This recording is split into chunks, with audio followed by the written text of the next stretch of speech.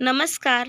फाल्गुन महिन्यातील अमावस्येला म्हणजेच 8 एप्रिल 2024 रोजी सूर्यग्रहण आहे. हे सूर्यग्रहण खग्रास सूर्यग्रहण म्हणून ओळखले जाईल. जेव्हा चंद्र, सूर्य आणि पृथ्वीच्या मध्ये अशा प्रकारे येतो की सूर्यप्रकाश काही काळासाठी पृथ्वीवर पोहोचत नाही. त्यामुळे पृथ्वीवर ग्रहण कालावधीत अंधार पडतो. ज्योतिषशास्त्रानुसार यंदाचे सूर्यग्रहण 50 वर्षांनंतरचे सर्वात मोठे सूर्यग्रहण ठरणार आहे. त्यानुसार या ग्रहणाबद्दल संपूर्ण माहिती आज आपण व्हिडिओमध्ये जाणून घेऊयात. तुम्ही जर पहिल्यांदाच आपल्या चॅनलचा व्हिडिओ पाहत असाल तर चॅनलला नक्की सबस्क्राईब करा. हा व्हिडिओ आवडल्यास लाईक आणि शेअर करायला विसरू नका.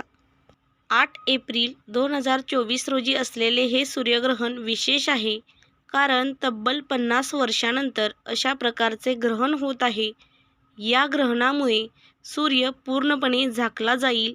या ग्रहणाच्या दिवशी सूर्यापासून पृथ्वी आणि चंद्राचे सरासरी अंतर सुमारे 15 कोटी किलोमीटर असेल. त्यामुळे तब्बल 7 मिनिटे पूर्ण सूर्यग्रहण दिसणार आहे. जवळपास 50 वर्षांनंतर अशा प्रकारचे ग्रहण होत आहे.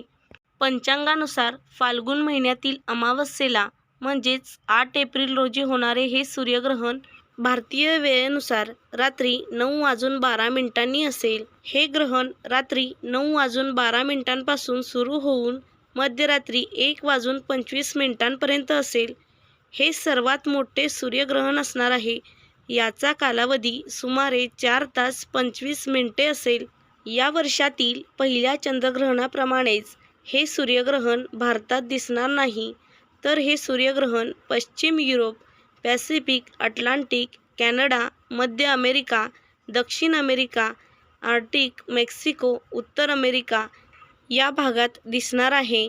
हे सूर्यग्रहण भारतात दिसणार नाही, त्यामुळे सूतक कालावधीही वैध राहणार नाही.